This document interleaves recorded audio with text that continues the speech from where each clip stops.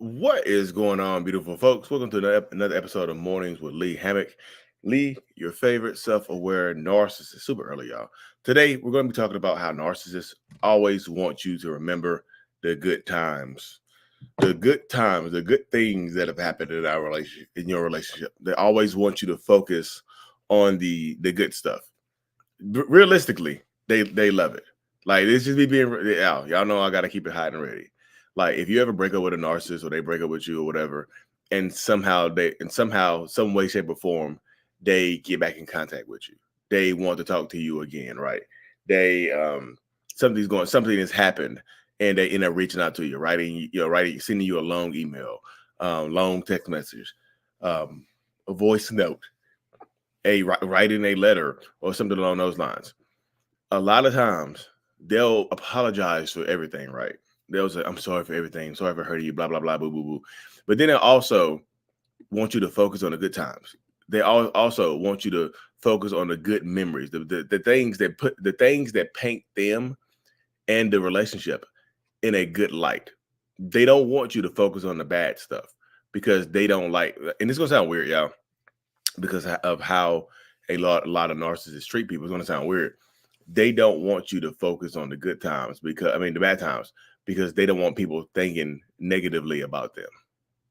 Yeah, you heard that correctly. Narcissists don't want people to think negatively of them.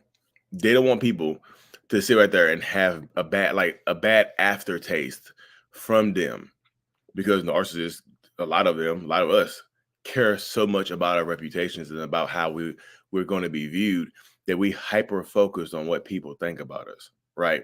We hyper focus on what people are feeling about us and things like that. So this happens so much. It is crazy how much this happens.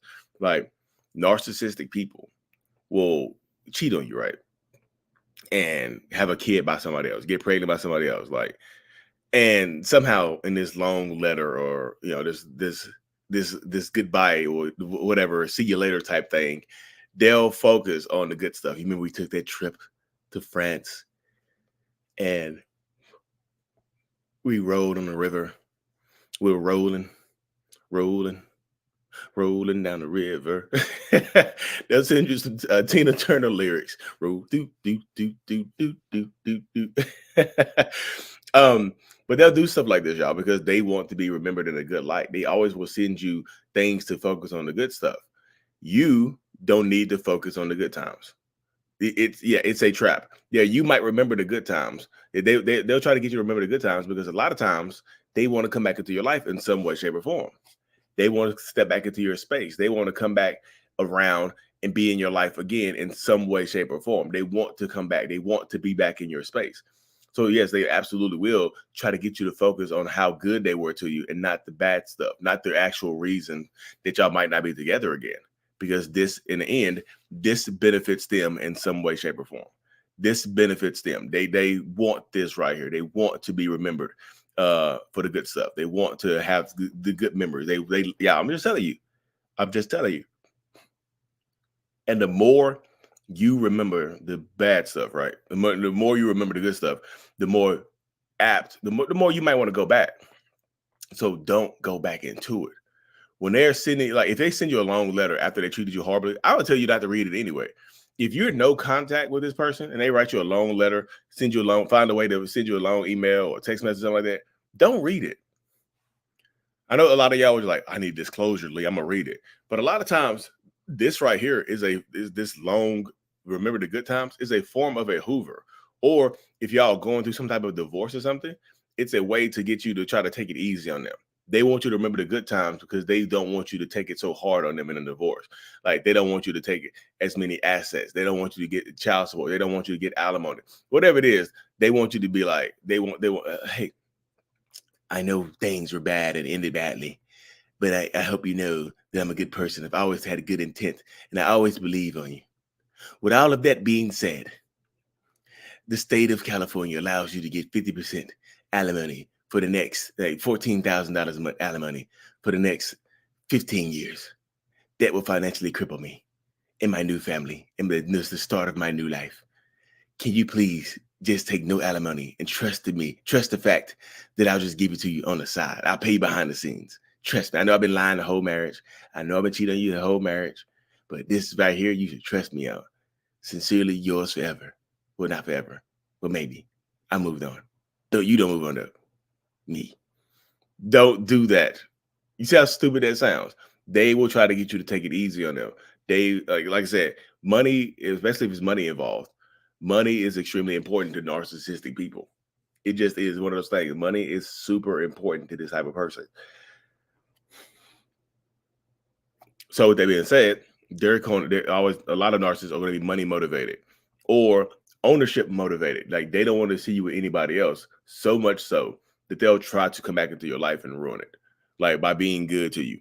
Like they're being nice to you out of nowhere, and this is strange to you. They haven't been nice to you in months or years or whatever. Now all of a sudden they're nice out of nowhere. Don't trust it. That's why I say don't read a long love letter that they write you, because there's no benefit in it.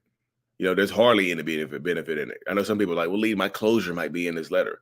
Your closure, should come from you. And the fact that they have to write you a letter, the fact that they have to send you an email from a fake email address, that should show you, because they're blocked. That's your closure right there. The closure is the fact that they are blocked and they're no longer part of your life. That's your closure right there. But I know some people, that's not enough to some people. They have this different vision of what closure looks like for them. Like you need to have one final conversation with this person. Like you need to do one final. No, let the disrespect, let the lies, let the lack of love, the lack of good treatment, let that be the closure that you need. Closure is not this mythical thing that you get from this toxic narcissistic person. Closure is something that you have to give to yourself. And then reading this letter, sending one back, like going back and forth, because this just opens up. Like if they've been blocked forever, and you write back to them or respond to this letter, this just opens up the pathway of communication for them, and they feel great. They're like, my letter worked. My letter worked. You know, they're like Aaliyah sending you a 4-page letter. I wouldn't read it. Because the thing that happens in some of these relationships, if you were the one that sent the letter, that sent this out, they probably wouldn't read yours.